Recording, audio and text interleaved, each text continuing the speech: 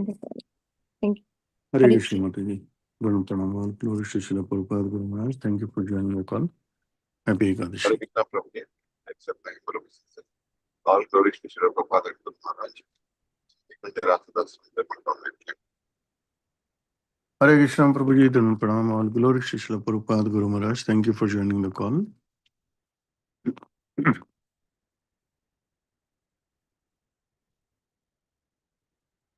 Anybody else who would like to announce? Hare Krishna Prabhuji, Madharat Pranam to you and all the devotees on the call. Srila Prabhupada ki jai, Guru Maharaj ki jai. This is Rupini Padma Devi Dasi from Orlando, Florida. Hare Krishna Mataji. Guru Pranam. All glory to Srila Prabhupada Guru Maharaj. Thank you for joining the call. So I see our guest has joined today, speaker. So Mataji, I just want to confirm today's verse is Canto 1, Chapter 10, verse 28.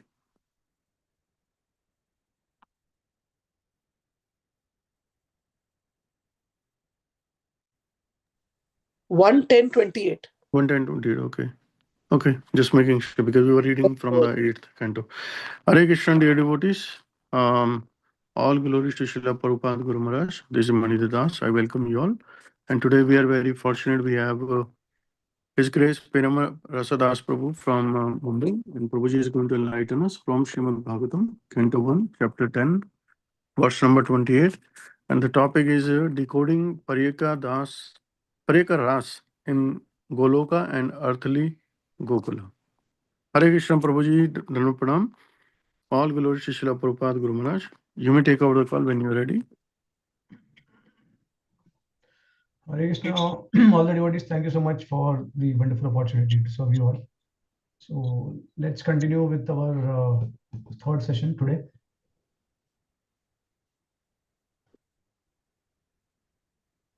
Okay.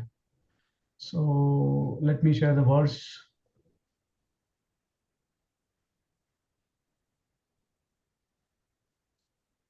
All right. So reading from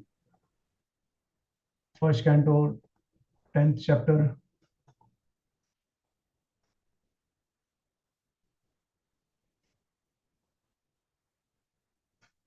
First canto, 10th chapter and verse number 28. Nuna vrata snana huta dineshvaraha samachito hi asya grihat tapani bhi pibanti ya sakhi adar amritam muhuru vrajstriya samu muhuryad ashaya. Synonyms: Nunam, certain in the previous birth; Vrat, vow; Snan, bath; Hutta, sacrifice in the fire; Adina, by all these; Ishvara, the personality of Godhead; Samarchitta, perfectly worshipped; He, certainly; Asya, his; Rita, Panibhi, by the married wives; Pibanti, relishes; Ya, those who; Sakhi, O friend; Adhar, Amritam, the nectar from his lips; Muhu, again and again; Vraj, Striya, the damsels of Rajbhumi; Sammu, Muhu, often fainted; Yat, Asha, Ya, expecting to be favored in that way. Translation: O friends, just think of his wives, whose hands he has accepted, how they must have undergone vows, baths, fire, sacrifices, and perfect worship of the Lord of the universe to constantly relish now the nectar from his lips by kissing. The damsels of Rajbhumi would often faint just by expecting such favors. Purport by His Divine Grace, A.C. Bhaktivedanta Swami Srila Prabhupada. Religious rites prescribed in the scriptures are meant to purify the mundane qualities of the conditioned souls to enable them to be gradually promoted to the stage of rendering transcendental service on the Supreme Lord. Attainment of this stage of pure spiritual life is the highest perfection, and this stage is called Swarup, or the factual identity of the living being. Liberation means renovation of this stage of Swarup. In that perfect stage of Swarup, the living being is established in the 5 phases of living service, one of which is the stage of Madhurya Ras, or the humor of conjugal love. The Lord is always perfect in himself, and thus he has no hankering for himself. He, however, becomes a master, a friend, a son, or a husband to fulfill the intense love of the devotee concerned. Herein, 2 classes of devotees of the Lord are mentioned in the state of conjugal love. One is Swakiya and other is Parikiya. Both of them are in conjugal love with the personality of Godhead Krishna. The queens at Dwarka were Swakiya, or duly married wives, but the damsels of Raj were young friends of the Lord while he was unmarried. The Lord stayed at Vrindavan till the age of 16, and his friendly relations with the neighboring girls were in terms of parikya. These girls, as well as the queens, underwent severe penances by taking vows, bathing, and offering sacrifices in the fire, as prescribed in the scriptures. The rites, as they are not an end in themselves, nor are fruitative action, culture of knowledge, or perfection in mystic powers ends in themselves.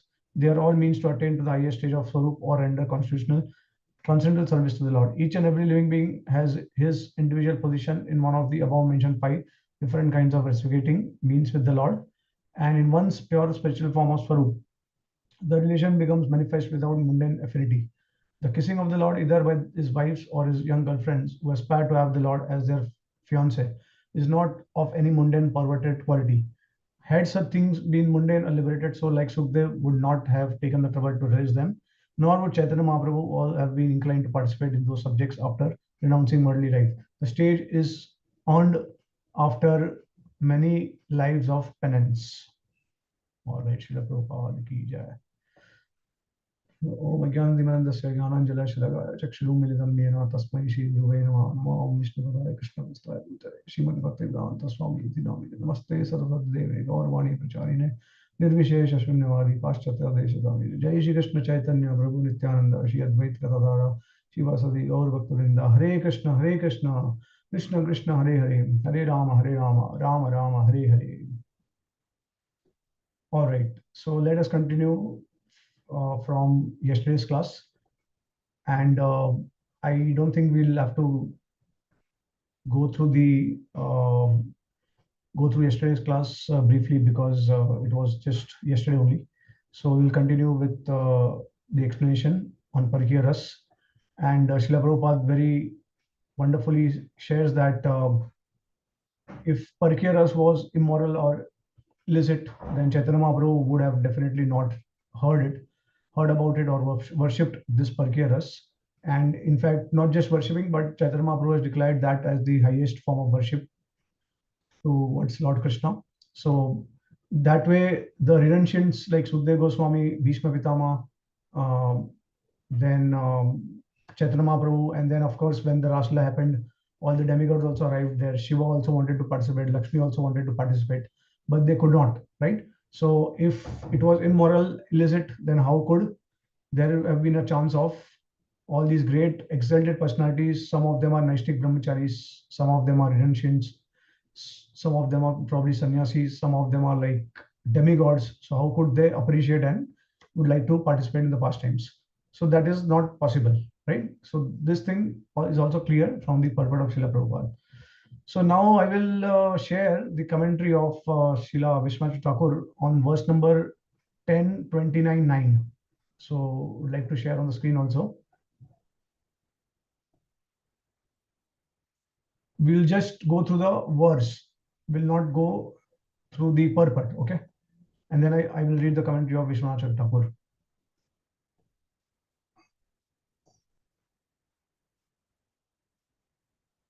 Okay.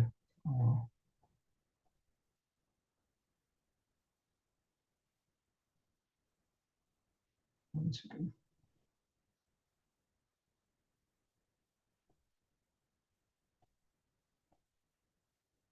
Okay. So reading from 10:29:9. Antargriha gata kaschid gopya labdha vinirgama krishnam tad bhavana yukta tadyurmilita lochana. So only the translation. Some of the gopis, however, could not manage to get out of their homes or houses, and instead they remained home with eyes closed, meditating upon him in pure love. So this is the okay, let me share the context. So basically, this is the period of Ras Leela. As you know that 10th canto 29th chapter, it begins with the Rasa Panchadhyay, and this is the first chapter of that. There are total 5 chapters of the Ras Leela, giving the background and then of course describing about the wonderful exchange of Krishna with the gopis in the Ras Leela.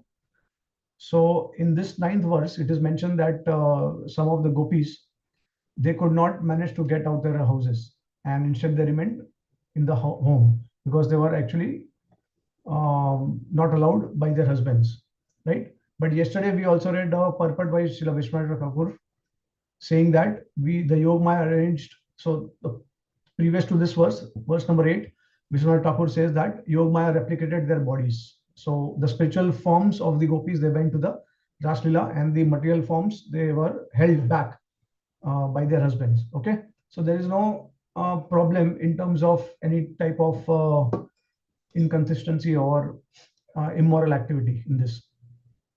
Okay, so let's continue with Srila Vishwanath Thakur commentary on this verse. Very brilliant commentary, and I think many devotees. It's also not so difficult to understand, so you can just be attentive while I'm going through the commentary. Okay, so Srila Rupa Goswami describes in his Ujjwal Nilamani that there are two categories of gopis: the eternally perfect, Nitya Siddhas, and those who have become perfect by practicing Bhakti Yoga, Sadhana Siddhas.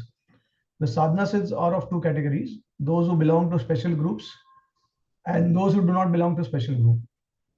There are two classes of the gopis belonging to special groups, namely the Shruti-charis, who come from the group of the personified Vedas, and the Rishi-charis, who come from the group of sages who saw Lord Ramchandra in the Dandakaranya forest. So there is Shruti-chari gopis. If you remember the 87th chapter of the Srimad Bhagavatam, of the 10th canto, and of course that also is given by Srila Prabhupada in his Krishna book. So that is called as prayers by the personified Vedas. So Vedas are also personalities, and they also get attracted to Krishna's Ras Leela and the mood of the gopis, and that's why they desire to attain the mood of the gopis in their next life. So they also prayed, and they, because of their sadhana, they attained that position in the next life. They took birth from the womb of gopis and they became gopis. Okay, so these are the Shruti-chari gopis. The Shrutis, the Vedas, they also are personalities. And next is that sages at Dandakaranya forest. So during Ramchandra's time, sages got attracted Lord Ram, and then they remembered their worship of Gopal, and that's how they desired to become gopis in the next birth. So Lord Ram actually fulfilled their desire. So that we'll see now. Okay, so this same fourfold categorization of the gopis is given in the Padma Purana. It is understood that some of the gopis are personified Vedic literatures, while others are reborn sages, daughters of cowards or demigod maidens. But by no means, my dear king, are any of them ordinary humans. Here we are informed that although the gopis appear to be human coward girls, they actually were not. Thus the contention that they are mortals is refuted. The daughters of cowards referred to here as Gopakanyas must be eternally perfect, since we never hear of them having executed any sadhana. Their apparent sadhana of worshipping goddess Katyayani in the role of gopis merely manifests their manner of playing like human beings. The Bhagavatam narrates the account of this worship only to show how they had fully taken on the role of coward girls. Yeah, so these different category of gopis, they are basically, some of them are Nitya Siddha, some are eternally perfect Nitya Siddha, some are Sadhana Siddha. Now, Nitya Siddha means they are belonging to the spiritual world and they just descend from the spiritual world. And that's why when they are praying to Katyayani to give a benediction so that Krishna will become our husband, so that is all a drama. It's all a play. Okay, they are just enhancing the pastimes of the Lord in the material world. Yeah. Okay. Other thing is that when the Lord is descending in the material world, then the demigods also, they also descend along with the Lord. So basically the demigods, they are actually vibhutis of the Lord. And so the amshas of the portion of the Lord, they actually enter the bodies of the demigods. And that's why the demigoddesses, they are actually expansions of the gopis of Vrindavan, who are eternally liberated, Nitya Siddha. So when Krishna is coming along with this paraphernalia from the spiritual world, he comes to the material world. Along with Krishna, Radharani comes, Lalita, Vishaka, Manjaris, they all come, descend. Sridama, Subal, Arjun, Saka, all of these eternal associates of the Lord, they come to the material world. And because the demigods, they also would like to assist, they would like to serve in the pastimes of the Lord. So the amshas of these original personalities of the Nitya Siddhas enter the body of the demigods and the demigoddesses. That's why it is said that the demigoddesses also want to follow the mood of the gopis, footsteps of the gopis, and they too would like to become gopis. Okay, so now what does it mean that the amsha of Krishna or the associates enter the bodies? So basically, these demigods, they are all jivas. They are jiv tattva. They are category of jiv tattva. Krishna is associates. They belong to the category of Ishwar tattva and Shakti tattva, and some are jiv tattvas also. But when it is mentioned that amsha, it means that they are actually empowered by the Lord. Okay, the jiva is empowered by the Lord to a good extent, and that's why they are called amshas. So now you also see this one thing that the Bhagavatam describes about the past life of Nand Maharaj and Yashoda Maiya, right? Now the question is that how can they have a previous life, because they are eternal associates of the Lord. They are eternally in the spiritual world, and they do not have any karma, because you will see that, okay, after in the third lifetime they became Nanda and Yashoda. Or originally they were Drona and Dhara. Okay, and before that they were Prishni and Sutap, I think. So Vasudev Devaki also the same thing. They are so when it is said that Drona and Dhara became Nanda and Yashoda, it basically means that the Nanda and Yashoda, eternal associates of Krishna, when they descend to the material world, their expansions before Krishna will arrive, their expansion, their amshas will actually become Drona and Dhara in the material world. So there are two possibilities. One is that these are two different personalities, Nanda, Yashoda. They are eternally the parents of Krishna, and then there is Drona and Dhara. Now it is mentioned that they are amshas of the original associates. So that means that the portion of their bodies expand, and they again merge back when the pastime is over, when the entire pastime is over. So it is when it is said that Drona and Dhara, they were performing austerities, they pleased Brahma, and then Brahma gave the benediction that, okay, you will become the father and mother of Krishna. So what that means, they are already a portion of Nanda and Yashoda in the material world, performing some lila. And when Nanda and Yashoda descend into the material world, they will again merge back in their bodies. So it is like, for example, one ray of my body will become Drona and Dhara, and that ray again will merge in my body when I descend in the material world, and when Krishna's pastimes are concluded, when I go back to the spiritual world, the portions, then Drona and Dhara will merge back into my body and will go back to the spiritual world, like that. So this is one possibility. Otherwise, the second possibility is that there are two different personalities altogether. Now, Nanda and Yashoda and Drona can be separate jivas altogether. So when it is said that Drona is the amsha of Nanda, then what happens? There is empowerment of Nand Maharaj in the body of Drona, and Drona is a jiva, is a separate jiva from Nanda. When Nanda and Yashoda, they will come back, they come to the descent to the material world, Drona will merge in the body of Nanda for the timing. So let's not take example of Nanda and Yashoda, because they are the amshas. But let's take example of Bhishma Pitama. Now, Bhishma Pitama, according to the Mahabharata and other Shastra, he was a Vasu in the previous life. So because of his offense to one's age, he was cursed and he had to live longer. So now there is eternal Bhishma Pitama, the eternal associate of Krishna, descending from Goloka, and the Vasu who became Bhishma Pitama in the next life. So what happens when Bhishma Pitama descends from the spiritual world? This Vasu enters in the body of Bhishma Pitama, and then when the pastimes of Krishna are over, when Bhishma Pitama leaves the body, or the real original eternal associate of Bhishma Pitama separates from the Vasu, the jiva that is merged in the body of Bhishma Pitama. So that Vasu, if he has performed pure bhakti, if he develops pure bhakti for the Lord, he goes back to Godhead. Otherwise, that Vasu goes back to the abode of Swarga, from where he came.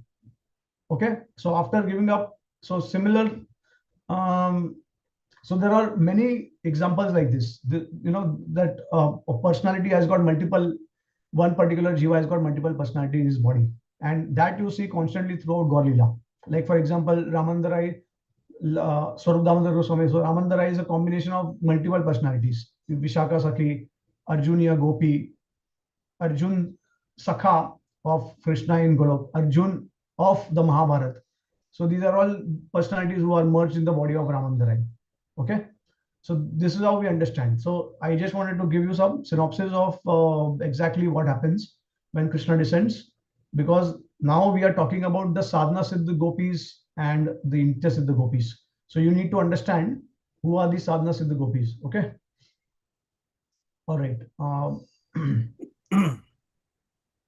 So that the Gop Kanyas Gopis are actually Nitya Siddhas, eternally perfect devotees of the Lord, is established by the statement of Brahma Samhita. Anand Chinmaya Rasa Prati Bhavita, which proves that the gopis are Sri Krishna's spiritual pleasure potency. Similarly, we have the words of the Gautamiya Tantra, Ladini Ya Mahashakti. Further corroboration of their eternal perfection is that these gopis, being co-eternal with their beloved Lord Krishna, are mentioned along with him in the 18-syllable Krishna mantra, the 10-syllable mantra, and others. So see, another a very striking evidence is there in the Gautamiya Tantra. Now, some of us have been initiated into the Diksha mantra. We have got the Gayatri or the Diksha mantras. So we'll see that there are 18-syllable Diksha mantra that we have. Then we have 10-syllable. Then we have the Kam Gayatri. And these talk about the gopis of the Lord. So these gopis' names are already there in the Shastra, which means that eternally they are there, because these mantras are eternal. It's not that they have manifested some point of time. So what does it mean? So the point is that these gopis have to be of eternal origin. They cannot be created at a certain point of time. Okay. Okay. Similarly, okay. Moreover, the worship of these mantras and also the Shrutis that present them has been in existence since time immemorial. So this we already know. The Dev Kanyas, the daughters of the demigods, who are mentioned in the verse beginning Sambhavas for Amarashriya, are explained in Ujjwal Lilamadi as partial expansions of the Nitya Siddha Gopis. This is what I have explained to you, that the demigods are partial expansions of the Nitya Siddha Gopis. That the Shruti-chari Gopis, the personified Vedas, are sadhana siddh is understood from the following words of theirs quoted in the Brihad Vamana Purana. So I will skip the Sanskrit. Since we have seen your face, which possesses the beauty of millions of cupids, our minds have become lusty after you, like those of young girls, and we have forgotten all other allurements. We have developed the desire to act towards you, as do the gopis who dwell on your transcendental planet, and who manifest the nature of Cupid by worshipping you with the idea that you are their paramour. So this is the Shruti-chari gopis, the Vedas, they are praying to the Lord that we would also like to have lusty desires the same way as the gopis have for you. So this is from the Brihad Vaman Puran. Okay, the Rishi-chari gopis are also sadhana siddh, as stated in the Ujjwal Nilamani. Previously, they were Maharishis living in the Dandakarina forest. We find evidence of this in the Padma Puran, Uttarakhand. And this verse says that upon seeing Lord Ramchandra, the sages in the Dandaka forest desired to enjoy Lord Krishna. In other words, the sight of Lord Ram's sweet beauty reminded them of Lord Hari Gopal, of their personal object of worship, and then they wanted to enjoy with him. But out of embarrassment, they did not act on that desire. Whereupon Lord Sri Ram, who's like a desire tree, gave his mercy to them, even though they had not voiced their request. Thus their desire was fulfilled, as stated by the words beginning Te Sarve. By means of their lusty attraction, they became freed from the ocean of material existence, and coincidentally, they got the association of Hari in conjugal love. So this is how they became the gopis in the next life, by the mercy, special mercy of Lord Ram, the sages of Dandakaranya. See, now these are some just few examples, but actually, if you see, 16 billion gopis, they participate in Rasa Leela. There, one at some in scripture it is mentioned like that. Not just 16,000 gopis or a lakh of gopis, but 16 billion gopis it is mentioned. So now you can just imagine 16 billion is not even the population. Like I think the total world population is 8 billion. So from that point of view, also we can understand that Vraj is 84 crores. It is 84 crores, right? So how is it 168 miles basically? So how can it fit 16 billion people? Well, by the Achintya Shakti of the Lord, Vraj can actually expand itself into infinite universes, because it is also mentioned that in one corner of Vrindavan lies unlimited universes. right? Okay, so this is by all accomplished by Krishna's Achinta Shakti. Okay. Now, in the present verse of the Bhagavatam, we understand that it was the gopis who had children who were kept forcibly at home. This fact is clear from the verses yet to come, which is 10:29:20, 10:29:32, and 10:31:16. Okay, so now see, there were different categories of gopis. Some gopis, they were close to perfection and they had got association of the Nityasiddha gopis. They got trained, they got their association, and they perfected their lives. So that's how they were, without any hindrances, they were able to leave their husband, family, everyone, and they were able to go and participate in the Rasleela. Whereas the gopis who were obstructed by their husband, they are the ones who had children. And now, who are these gopis? They are sadhanasid, but then they are not completely perfect. There is some tinge of material contamination remaining in their hearts. And if you remember, yesterday I mentioned to you about there are two forms of the gopis, when they are enacting this pastime. One is they have this material form, basically, which is represented by the material contamination they have, a small tinge of material contamination, but they ultimately they have spiritual forms, spiritual body. So when one attains the stage of bhav or prem, then they attain two bodies, because you still have your sadhaka body, and then you also realize your vastu siddhi, which means the eternal form that you have with Krishna in the spiritual world. So these gopis, they took birth in the form of gopis, but they had material body also, and that material body is their material contamination. Okay, so the physical body they had was of two parts. One was material and one was spiritual. So what happened, that we'll see now. So in its comments on the 10th canto, Sri Kavi Karnapur Goswami states that those gopis who had children were prevented from going to meet Krishna, as seen from later verses, such as these. Krishna said, your mothers, fathers, sons, brothers, and husbands are searching for you.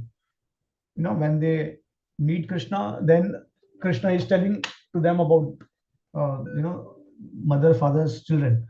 The gopis replied, but you have advised us that proper religious duty for a woman is to faithfully serve their husband, children, and other relatives.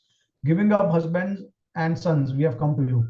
Without trying to repeat all his thoughts on this verse, we will give the gist of this purport. Okay, so now what is the gist? Upon seeing the sweetness of Lord Ram, the sages who were worshippers of Lord Gopal immediately became elevated to the mature platform of spontaneous devotion, automatically reaching the stages of Nishtha, Ruchi, Asakti, and Bhav. Form, faith, attraction, attachment, and ecstatic devotion. However, they had not yet attained perfection and become completely freed of material contamination. So now we know that there are 9 stages of devotion, right? And we start with Shraddha, and then Shraddha, Sadhusang, Bhajana Kriya. We do bhajan under guidance of Guru Sadhu Shastra, and then Anartha Nivritti starts happening. And ultimately, we reach the stage of Bhav, which is one stage below perfection. Okay, so these stages, because of special mercy of Lord Ram, immediately they reach the stage of Bhav, special mercy, you can say. So the stages, they didn't have to do a lot of sadhana, just by their mercy they attain the stage of Bhav. But still, Bhav also is actually a stage that has got some contamination because of some previous aparadh or some kind of material attachment or something like that. So that contamination was still there in their hearts. However, they had not yet attained perfection. Okay, now nevertheless, Yogamaya Devi arranged for them to take birth in Gokul from the womb of gopis and become coward girls. By associating with Radha and other eternally perfect Nityasiddha gopis, some of these new gopis fully manifested Purva Rag, loving attraction for Krishna, as soon as they reach puberty. This kind of attraction develops even before one meets the beloved. When these new gopis attained the direct association of Krishna, all their remaining contamination became burned up and they achieved the advanced stage of Prema, Sneha, and so on. Okay, so now, because of the mercy of Radharani and the gopis, they took the association, they served them, and they kind of imitated the bhav of the Nityasiddha gopis. Because of that, their advancement happened, and that's why they were able to join Krishna in the Rasleela on the same day when Krishna played the flute. And because of that, they immediately came to the bhava of to the stage of Prema Sneha. Now, see, Prema, of course, we know that that's the culmination of our sadhana. Um, sadhana culminates, sadhana bhakti culminates into bhava bhakti, and then bhava bhakti culminates in prem bhakti. So now, if you now, but you know, prema is just like a basic love of Godhead. If you want to become Krishna's associate in Braj, then you have to refine that love, and for that you must take shelter of the Brajvasis. There is no other option. So when you learn how to love the Lord in their footsteps, then the love is much more refined. It gradually keeps on refining. So after prema, there is the stage of prema, sneha, man, pranaya, rag, anurag, bhav, mahabhav. And then mahabhav has got rudra mahabhav, adirudra mahabhav, and then adirudra mahabhav has got madanakya mahabhav and modanakya mahabhav, which is the exclusive property of Srimati Radharani alone. Even Krishna does not possess that mahabhav. That's why Krishna had to come in the form of Chaitanya Mahaprabhu. So prema, sneha, man, pranaya, rag, anurag, bhav, mahabhav, and then further divisions of mahabhav. Okay, we'll not go to details into that, but this is just for your understanding. So even though they were in the company of their coward husbands by the power of Yogamaya, the gopis remained unsullied by sexual contact with them. Rather, they were situated in purely spiritual bodies that Krishna enjoyed. On the night they heard the sound of Krishna's flute, their husband tried to stop them. But by the merciful assistance of Yogamaya, the sadhana siddha gopis were able to go forth to their beloved together with the Nitya Siddha gopis. Other gopis, however, because of not getting the good fortune of associating with Radha and other Nitya Siddha gopis, had not achieved the stage of Prema, and so their contamination was not completely burned away. They enjoyed intimately with their coward husbands and gave birth to children. But a short time later, even these gopis developed their Purvarag by hankering intensely for the intimate physical association of Krishna, a hankering they acquired by the associating with the advanced gopis. Becoming worthy recipients of the mercy of the perfected gopis, they assumed spiritual bodies fit to be enjoyed by Krishna. When Yogamaya failed to help them overcome their husbands' attempts to keep them from going out, they felt themselves cast into the worst calamity. Viewing their husbands, brothers, and fathers and other family members as enemies, they came close to dying. Just as other women might remember their mothers or other relatives at the time of death, these gopis remembered the sole friend of their very life, Krishna, as stated in the present verse of the Bhagavatam, beginning with word antar. Okay, so as I was sharing earlier, that some gopis, because of the material contamination, could not participate in the Ras Lila when Krishna played the flute in the night, Shardiya Ras. So that particular night, the first night, they could not go. But then, because of not going and feeling a lot of guilt, and what they did is they repented and they intensified their remembrance on Krishna. And because of that intense remembrance and attachment towards Krishna, whatever impurities they had, whatever contamination they had, that all got destroyed. So now they were originally in their pure spiritual forms. So this happened later, okay, when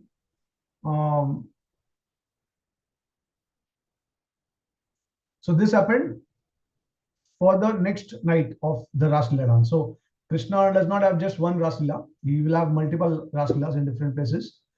And next time, when they were freed from this contamination, then they were able to associate with Krishna. And of course, in that period, they took association shelter of the Nitya Siddha gopis like Radharani, Lalita, Vishaka, Manjari, Rupa Manjari, like that.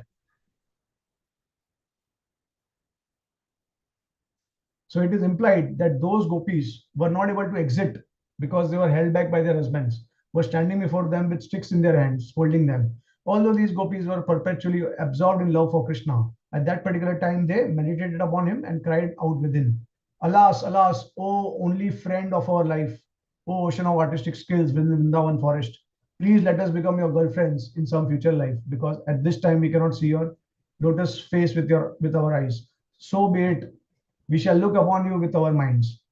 Lamenting in this way, the gopis shut their eyes and meditated deeply upon Shri Krishna.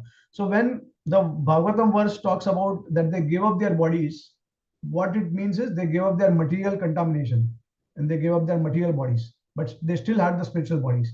Now, it is not possible in Krishna's pastime that death can occur to any devotee, especially when Krishna is present in physically in Goma Vrindavan, because that will create a lot of rasavas, like lot of I mean it is not favorable to his pastime, so that cannot happen. So that's why the gopis did not leave their bodies as such.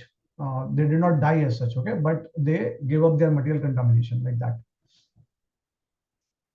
So now we'll go to verse number 10 to 11. So this is the commentary on verse number 9. We'll now go to verse number 10 to 11 of the same chapter.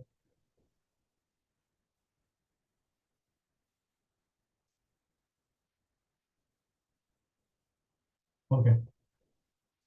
दुसह प्रेष्ट वीरः तीव्रताप धुता शुभा ध्यान प्राप्ता चुत्श्ल अश्लेष निवृत्त्या क्षीण मंगला तम एव परमात्मानं jar बुद्ध्यापि संगता जहुर्गुणमयं देहं सद्य प्रक्षीण बंधना.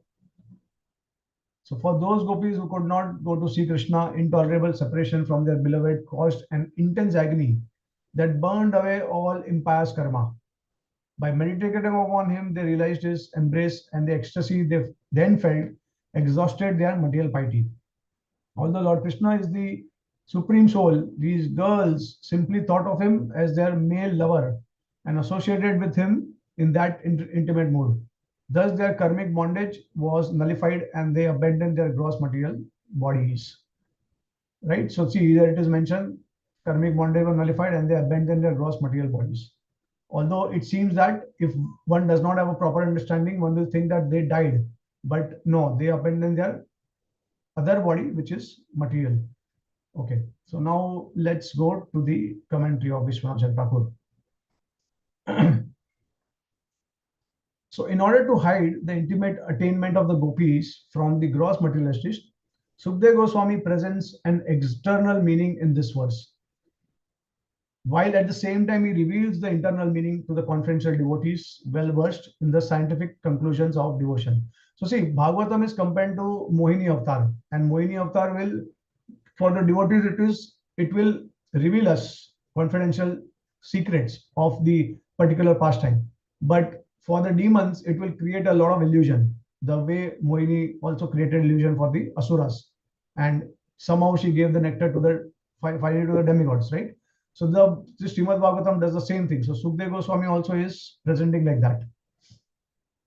From this verse, the materialist can understand that Krishna gave the gopis liberation. All inauspicious things were removed from the gopis' hearts by enduring the suffering of intense separation from Krishna, because they could not participate in the Ras Lila at that particular day. That's why that intense separation, they got that feeling of separation, and that separation burned their material contamination. So, and all their auspicious karmic reactions, Shina Mangala, were removed by their blissfully embracing Krishna in meditation.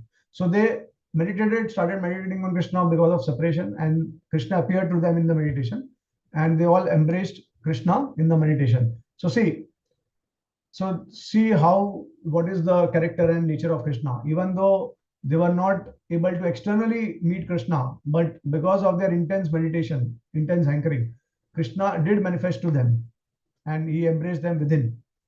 So we should always wait for the right time, and we should, so the reason the Lord is doing all these things is to increase our hankering for meeting, for seeing him, for meeting him, for serving him.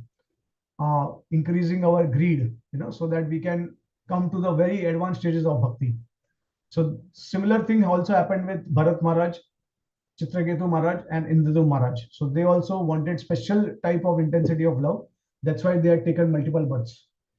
So although of course it is mentioned that he got attracted to a deer. So these are all external. Actually, he's a liberated devotee. He's a eternal associate. Bharat Maharaj, Chitraketu Maharaj, they just wanted to intensify their bhakti for the Lord. That's why they took multiple births.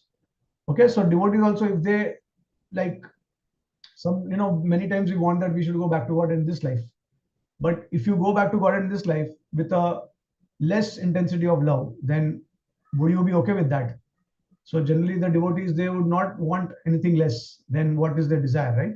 So if you want that kind of desire intensity, then you can also wait for a couple of lifetimes. So this is something which is very encouraging.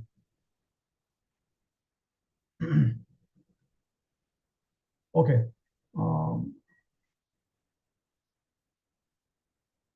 Having thus destroyed all their prarabdha karmas, manifests acts caused by previous deeds, the gopis thought of Krishna as their paramar, attained the Paramatma, and gave up their bodies. Krishna devotees, however, understand the verse from the following internal perspective. So external perspective we know. Now internal perspective. By meditation on Krishna, the gopis experienced both meeting and separation, unlimited happiness and distress, and at last attained their desire. The intense pain caused by intolerable separation from Krishna removed all inauspicious things from within the gopis. Seeing the intense agony the gopis endured due to separation from Krishna, thousands of inauspicious things, even as fearsome as the subterranean fires of millions of universes or the powerful Kalakut poison swallowed by Lord Shiva, gave up their identity as tortuous elements being defeated by the pain experienced by the gopis and began to tremble. So this was compared to, like, if you burn the entire universes, million of universes, that much pain you can experience like that. When the gopis meditated on Krishna, he manifested personally before them. Now, endowed with the appropriate identity and mood, the gopis experienced infinite bliss by embracing the astonishing transcendental body of Achyut, which was full of transcendental love for them.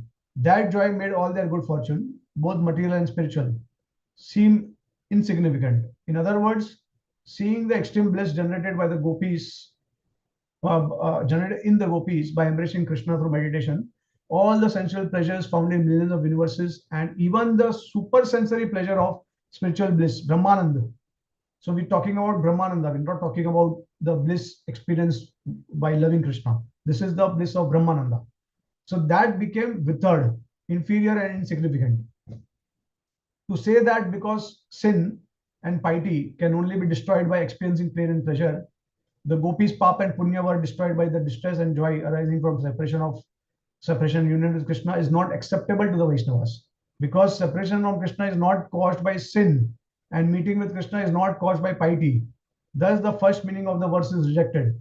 So, according to the authorities, the destruction of karmic reactions occurs during the state of bhajan, when a devotee reaches the level of anartha nivritti. So, at the level of anartha nivritti itself, all the karmic reactions are all destroyed, prarabdha karmas. Okay, so this is something that we have to note very carefully. Now, the gopis, what stage of devotion they are at? They are not at anartha nivritti. They are at the stage of prema, bhav prema. Anartha nivritti much below stage, right? So that's for sadhakas like us. We are in the, even at, once you cross anartha nivritti, your prarabdha karmas are destroyed. Then what to speak of? So there is no question of sin or piety for those gopis. So the word Paramatma Nam here means he who possesses the highest prem, Parama. So Paramatmanam actually can refer to the Parama level of Prema. The gopis directly achieved the supreme goal of Prem by thinking of Krishna as their illicit lover. The gopis realized Krishna in an even fuller sense than did Rukmini and his other queens, who thought of him most respectfully as their husband. An unpredictable excellence of prema is manifest by thinking of Krishna as a paramar instead of a husband. This is shown in the words of Uddhav. Though the gopis abandon their families and the path of proper conduct, which is very difficult to do so, they worship Krishna who is sought by the Vedas. This is from Srimad Bhagavatam, 10 canto 47 chapter, 61 verse, when Uddhav visited the Vrajvasis. In Krishna's pastimes on earth, he often turns the most lowly things into the most elevated thing. As Bhishma stated, Krishna's pastime of acting as Arjun's chariot driver was even more elevated than pastimes in which he enacted as mighty king of kings. So I concentrate upon the chariot driver of Arjun, who stood with a whip in his right hand and a bridle rope in his left, and who very carefully protected Arjun's chariot by all means. This is Bhishma Pitama glorifying Krishna in Srimad Bhagavatam, 1st canto 9 chapter, verse number 39. So, according to Bhishma Pitama, so this is how Vishwanath Thakur reveals that the pastime of acting as Krishna's chariot is even more elevated than acting as a mighty king. Similarly, in Krishna's Vraj we see that the normally inferior Shringar Ras, conjugal love, becomes better than the normally superior mood of Shantaras. And in Shringar Ras, the socially unacceptable attitude of loving a paramour becomes superior to the loving exchange between legitimate spouses. In the same way, Krishna's decorations of lowly gunja berry necklaces, red oxide paste, and peacock feathers are superior to the most valuable jeweled ornaments. Right? So basically, the point is everything in the material world is a perverted reflection of the spiritual world. This is what Krishna wanted to prove. And through the pastime of Raslila and having a relationship with the gopis as a paramour, Krishna established all these principles that everything is totally reversed in the spiritual world, and what is lowly in the material world becomes totally highly elevated in the spiritual world. Okay, so the word Sangata, directly meeting Krishna, implies that some of these gopis who were restrained by their husbands or fathers eventually escaped and met Krishna on the night of the Rasa dance, or that some of them were able to meet Krishna on another night. It may be objected, however, that it is not proper for the Supreme Lord to sport with women whose bodies have already been enjoyed by other men. This objection is replied to by the words beginning Jahu, give up. The word Deham, body, is used here in the singular form to indicate unity of category, even though the gopis are many. Some authorities say that by the power of Yogamaya, the gopis' bodies disappeared in a way no one noticed. Others say the body referred to in this context is the inferior body composed of the modes of material nature. Thus, by the prominence of the adjective Guna Mayam, it is understood that before the gopis heard the sound of Krishna's flute, their bodies had been twofold, material and spiritual. And upon hearing the flute, they gave up the material bodies which their husbands had enjoyed. Right? So this is clear. In this regard, the following should be considered. When devotees practice devotional service, so this is also a very important point, please pay attention to this. When devotees practice devotional service under the shelter of bona fide spiritual master, they engage their ears, other senses in acts of pure devotion by hearing and chanting about Krishna, remembering him, offering obeisances, and personally serving his deity form. Thus, the devotees make the Lord's transcendental qualities the object of their senses, as stated by the Lord himself. Nirguno mad apashraya. The devotees who take shelter of Krishna transcend the modes of material nature. Yet sometimes the devotees may take as their sense objects mundane sounds and tastes, and that is material. Thus, a devotee's body can have two aspects, transcendental and material. According to one's level of devotional service, to that degree, the transcendental aspects of one's body become prominent and the material aspects diminish. This transformation is described in the following verse from the Srimad Bhagavatam, which is 11th canto, 2nd chapter, verse number 42. With each bite of food that a person takes, three effects occur simultaneously. He obtains satisfaction, nourishment, and cessation of hunger. So similarly, surrendered souls engaged in bhajan simultaneously experience three effects: awakening of bhakti aiming at prema, direct manifestation of the Lord's beloved form, and detachment from the material objects. Thus, those who eat only a little food will derive a little satisfaction, a little nourishment, and slight relief for hunger. Similarly, those who perform only a little bit of hearing and chanting about Krishna will attain a little bhakti, some realization of Lord, and a little detachment. However, when one achieves unalloyed Krishna Prema, the material portions of the body they disappear, and the body becomes completely spiritualized. Nonetheless, so as not to disturb the false opinions of atheists and to protect the confidentiality of devotional service, Sri Krishna usually has his illusory energy exhibit the demise of the gross body. An example of this is the disappearance of the Yadavas during the Mosal Leela. Right? So now very encouraging and very interesting comment by Srila Vishwanath Thakur. He says that devotees also kind of develop two bodies simultaneously. One is the body which is connected to the transcendental devotional activities, and that gradually keeps on refining our spiritual body within, and the same time the material sound vibration. The more we advance, the more we will reduce our material hearing and gossiping and all, and that will destroy our material body to a great extent. And the more we talk about Krishna and the spiritual subject matter, the more our spiritual body will keep on growing, developing, you can say developing, right? So that way, devotee also kind of develops two bodies together. Of course, at the stage of that is actually manifested at the stage of bhava and prema. You cannot see that in the stages from Shraddha to Asakti like that. Okay. And of course, so I think couple of years back, or I have already described in detail the disappearance of Krishna and the Yadu dynasty, and how Krishna left material body in the material world. At the same time, in the spiritual body, he went back. But then there are a lot of details to that. So if you would like to know how Krishna exactly, this is a very extremely interesting pastime. Ultimately, it was all illusory created for the materialistic or the atheistic people. But for the devotees, our acharyas, they have given excellent commentary, and they have. So you can also refer to these videos that we have already discussed earlier.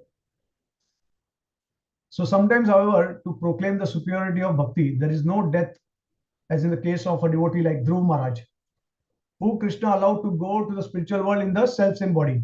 So this is also another important point. Now, Dhruv Maharaj, he had some material attraction and contamination. He wanted to achieve Brahma's abode. So basically, his desire was not even pure devotional service, but somehow because of Narad Muni's association, he got that benefit, advantage. And then it is said that he went back to Godhead in the same spiritual body, right?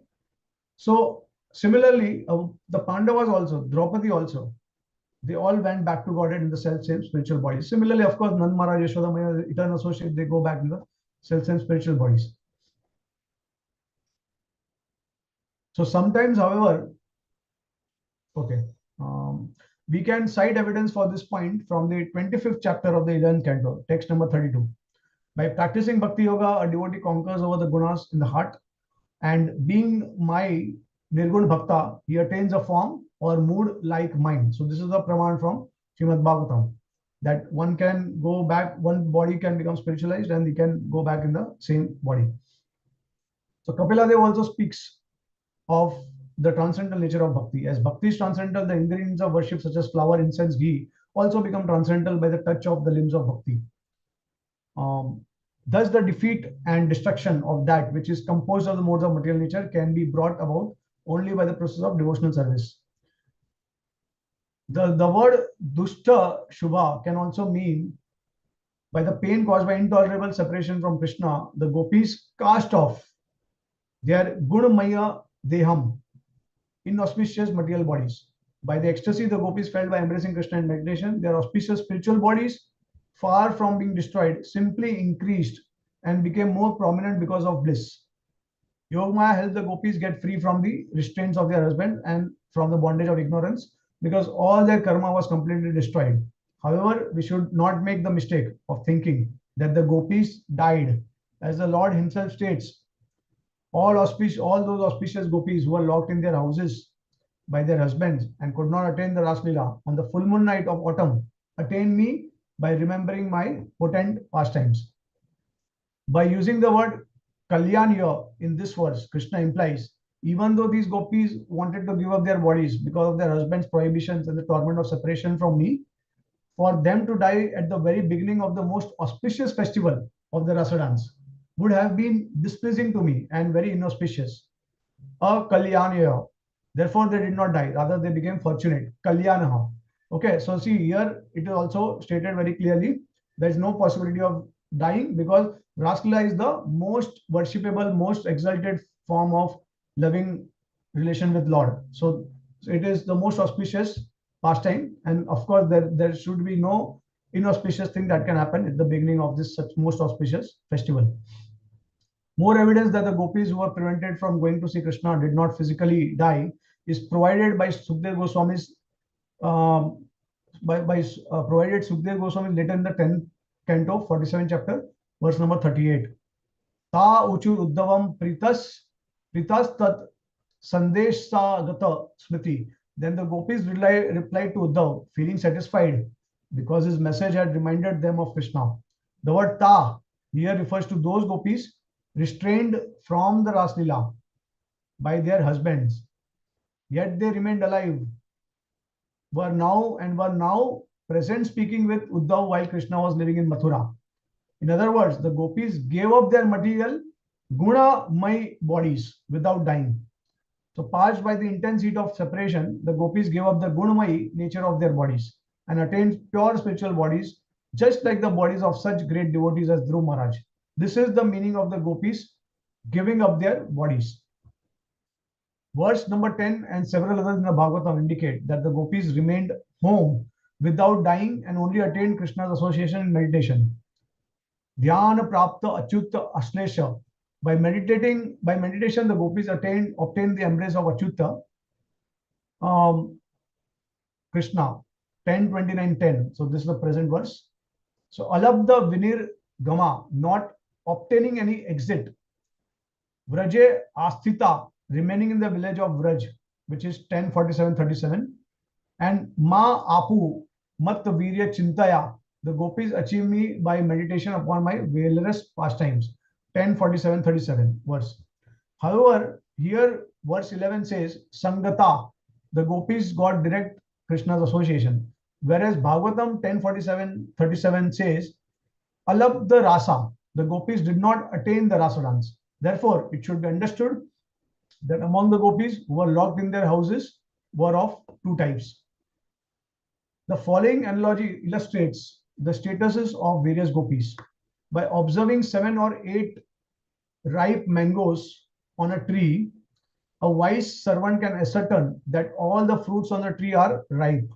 Then he will pick them also and bring them home, where in due course the sun rays and other agents will make them fine looking, fragrant and delicious, fit to be offered to the king for his enjoyment. When the time comes for the king to take his meal, a discriminating servant can choose those fruits ready to offer him. So from the appearance of the fruits, the servant can tell which are ripe in the middle, but still raw on the outside, and thus not yet fit for the king. After 2 or 3 days, the remaining fruits will become ripe, and then they too will be ready to be offered to the king.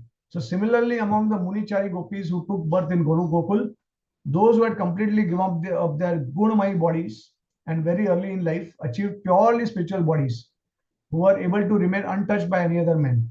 Thus, Yogmaya allowed them to join the Nitya Siddhas and the other advanced gopis when they went to meet Krishna. Other Munichari gopis still retained some connection with the external material body, but even they, after experiencing the pain of separation from Krishna, gave up their conception of their material gunamai bodies and assumed perfectly transcendental bodies, purified of all taint of contact with other men. On the night of the Rasa dance, Yogmaya sent some of these gopis out behind those who had already gone out. Others who saw Yogmaya, who Yogmaya saw, still had some slight of amount of contamination. She kept back to further purify with the heat of separation, and then she sent them out on some other night. So after enjoying the pleasures of the Rasa dance and other pastimes with Krishna, the Munichari gopis who had participated went back to their homes when the night was over, as did the Nitya Siddha and other advanced gopis. Now Yogmaya protected these Munichari gopis from the material association of their husbands. In other words, these gopis became detached from their husbands, sons and daughters, and their love for Krishna increased more and more. Since these gopis were thoroughly immersed in the great ocean of love for Krishna, their bodies dried up so that they could not feed their infants. Becoming disinterested in raising their children, their family members thought they were possessed by ghosts. In conclusion, it is not unseemly that the gopis were previously in material association, joined in the Rasa dance. Some acharyas conclude that the gopis locked in their homes did not have children. According to them, whenever such words as apatya, children, are used in verses yet to come, these words refer to the children of co-wives, to adopted children, or to nephews and nieces. So this is the conclusion of the explanation given by Srila Vishwanath Thakur on 10 and 11 verse of the 10th canto of the 29th chapter of Srimad Bhagavatam. And with this, we also conclude our explanation on the decoding of Parikya Ras. So, extremely interesting and with all pramans and everything. And this is how we understand. So there are two parts here. One is the aspect from the point of view of Gopi's side, which we have covered today. And the previous aspect, which we covered in the last two sessions, was basically who are these Gopas, who are these husbands of the wives, who are the husbands of the Gopis, who participate in the Raslila. And then we also understood that these husbands, they are actually ultimately expansion of Yog Maya. They are all Krishna's expansion finally. So both, from both perspective, there is no question of any form of immorality, and there's no illicit connection, or there's no fault in these kind of relationships. So Krishna just wants to enjoy, he wants to taste parikeras, because that will intensify their prema.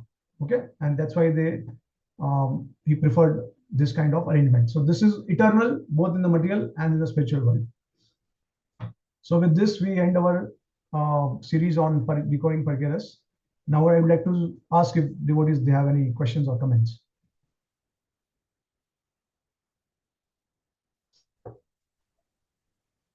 Hare Krishna Prabhuji, Dandat Pranam, all glories to Srila Prabhupada and Guru Maharaj. Thank you so much, Prabhuji, for going deep into the wonderful Ras Leela and the Parakya Ras of the Gopis.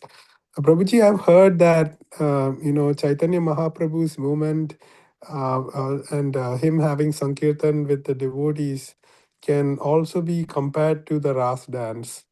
And what, how can we understand Parakya Ras in the Sankirtana movement of Chaitanya Mahaprabhu?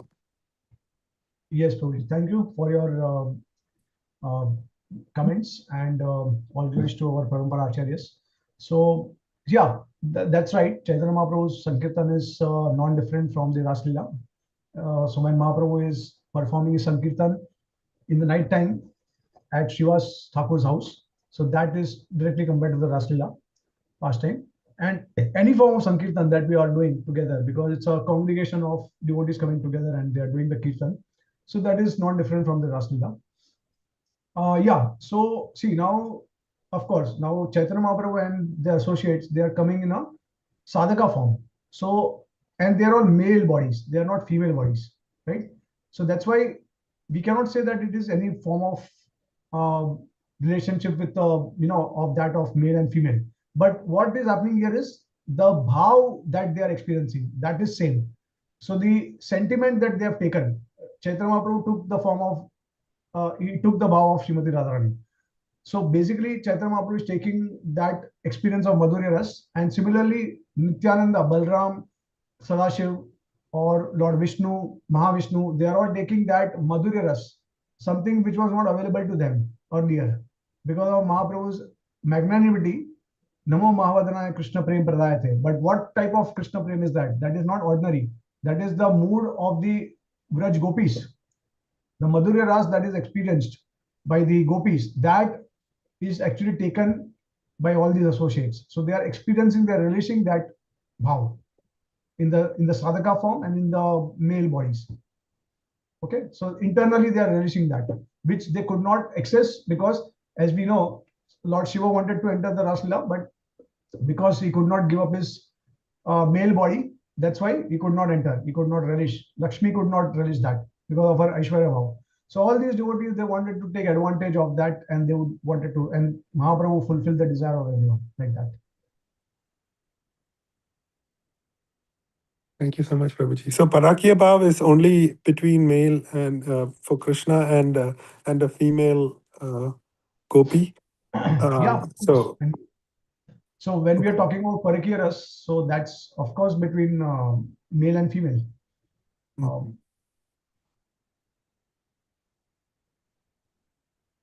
But in a sense, Krishna is Purushottam, and then everybody else is Prakriti. So we can even see that the male body can have Madhurya, and is it possible to have Parakya? Yeah, of course. So see, all our original acharyas, most of them, they are manjaris in the spiritual world and gopis, right? So we can also aspire for the same mood and bhav. Internally, we can aspire for that. And when we attain perfection will attain that particular form in the spiritual world. So we can have Madhurya Ras, and then of course in the Madhurya Ras also, like Vishwanath Thakur says, that if you worship Krishna only with Aishwarya Bhav, then you cannot attain Krishna in Braj. You become a queen in Dwarka, you become a Mahishi in Dwarka. But if you follow in the footsteps of the gopis, then you attain that position in the spiritual world. And of course, then you have two options. One is Fakiya, then you have Parkiya. So you may, if you aspire for that particular mood, and this is what we have discussed in the first session, where Bhaktivinoda Thakur, via the Jaiv Dharma, which is a novel, so he is conveying all these principles that, what does it mean to become a gopi, and what is the Parudabhiman. So you develop the mood and bhav that you are married to someone in Javat, which is near Barsana in Braj. You meditate on that. You try to cultivate that kind of sentiment that you are already married to someone else, and now you are worshipping Krishna in that Parikiya Bhu, the Prema relationship. So if you develop similar kind of mood, then you attain that kind of status. Of course, these things are not emphasized in ISKCON because ours is a Sankirtan movement where we emphasize on preaching. But internally, one may naturally develop these sentiments, or after serving the Guru, pleasing the Guru sufficiently, one will, by the mercy of Guru, one will realize all these things. So you may realize that you are a Sakha in the spiritual world, or maybe you are Krishna's, like Yashodamaya and Maharaj, you are also following the footsteps of, you have Vatsala Bhav for the Lord. So these things will all be revealed to us naturally. And if these things are not revealed to us now, it will come later, or it may come by the special mercy of Srila Prabhupada and our Gurujan.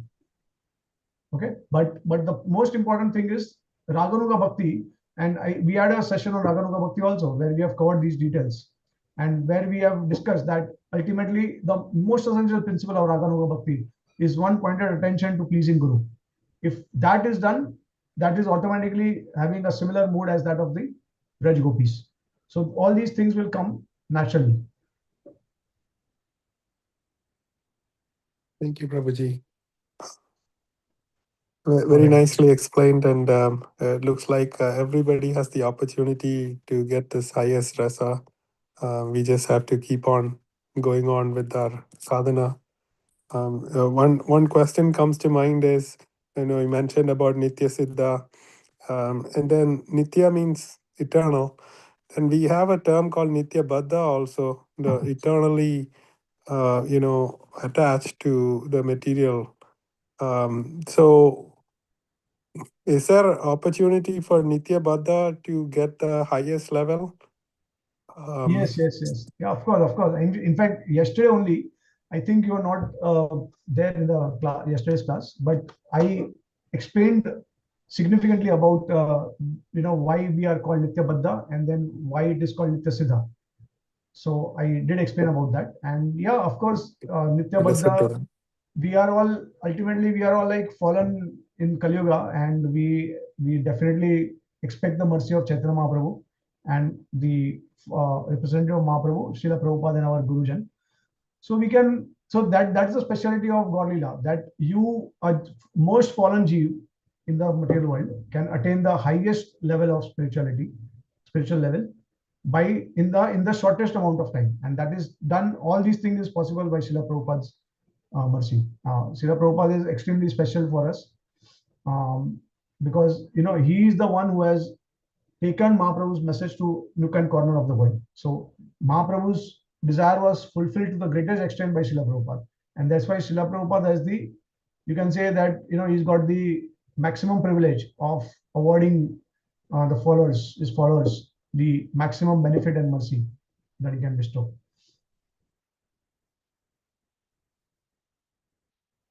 Thank you so much, Prabhuji. Hare Krishna. Appreciate all the wonderful details. Hare Krishna. Hare Krishna. Okay, all right. Any other devotees, question or comment?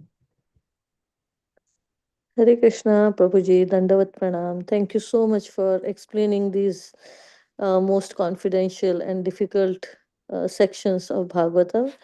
Prabhu, please correct me. Like, my understanding was, like, when reading 10th chapter, that the Rasa Leela and all these are all on spiritual platform. It is like the physical body of man or woman, all that conception is not there. It's just the pure love.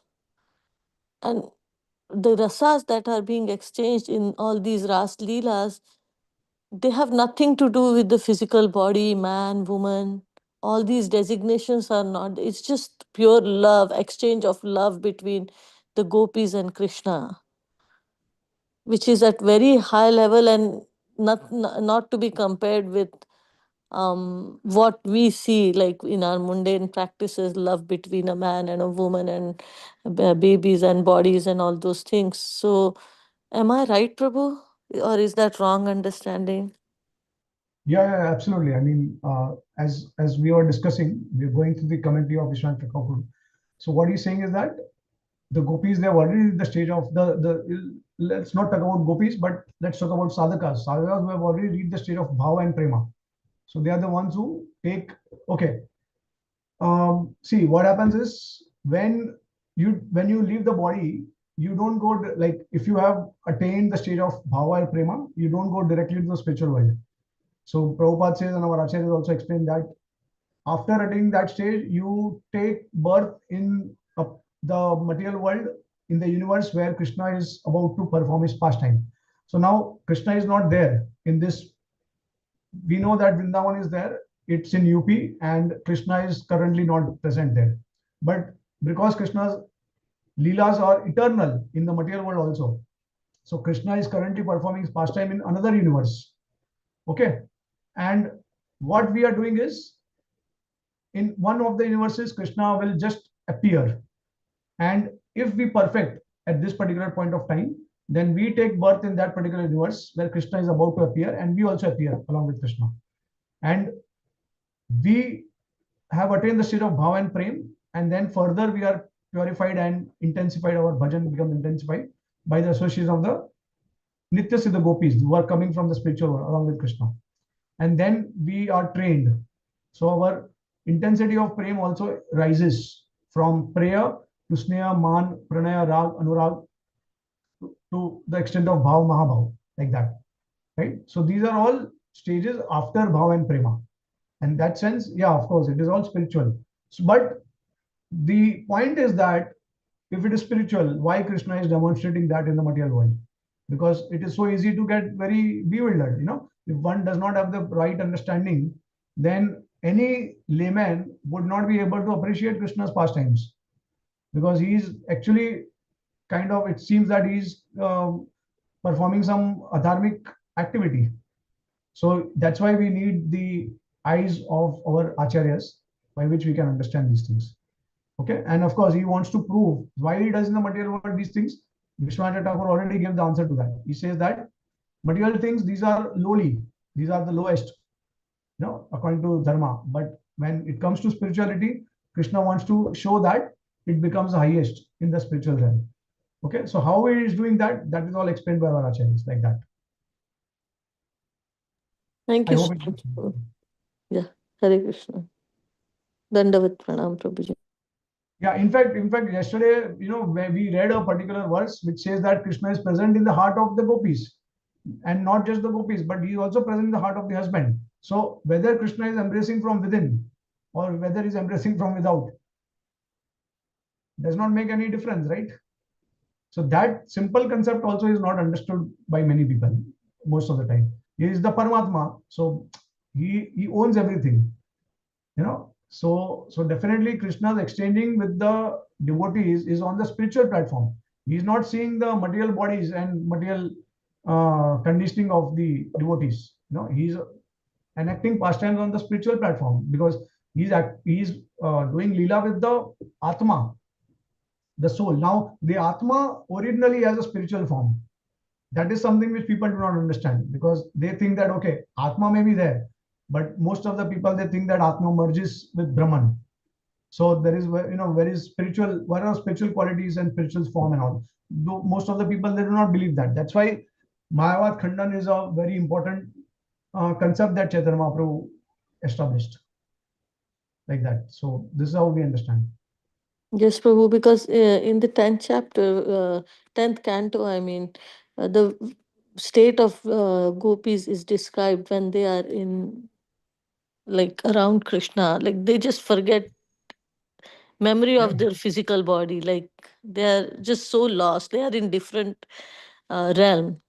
Yeah. So, yeah. And So, one thing we also have to be careful, that we cannot say that it is so physical, the body they forget, that is there, but what they forget is their material bodies. Although the spiritual body is still there. See, yes. as I was discussing earlier, that how do you exchange Parakiya Ras? Parakiya Ras can only happen between male and female. So what we need to also establish is that Krishna has a transcendental spiritual male body, and the gopis, they have transcendental, Radharani has transcendental female body. Okay, although it may have a physically female form, but actually speaking, male and female, according to the spiritual context, it refers to someone who is enjoyer and someone who is enjoyed. And that's how we are all, one sense, we are all enjoyed by the Lord. That's why we are all female. But then some devotees in the spiritual world may have a body of a Sakha. So they are male bodies, right? So this also we have to make them understand that this is the concept that we have, that the Atma has a spiritual form in the spiritual world. It is just not limited to, okay, we are Prakriti, which means that we are female, we are enjoyed. But then as enjoyed also, we have a spiritual form, and that spiritual form is totally Satchidananda Vigraha. It is not material. So this is also important. Yes, Prabhu. Thank you so much. Dandavat Pranam, Prabhu. Okay. Any other devotees?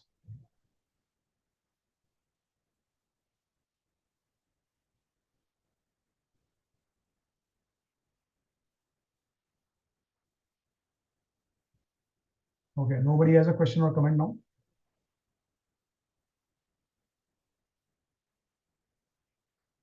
Okay, then we can stop here.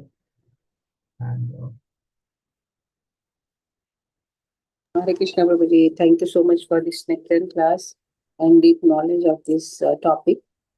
So thank you so much, Prabhuji. If nobody has any question or comment, we can end up the call here by paying obeisances to all the Vaishnavas. Vancha Kalpatarushya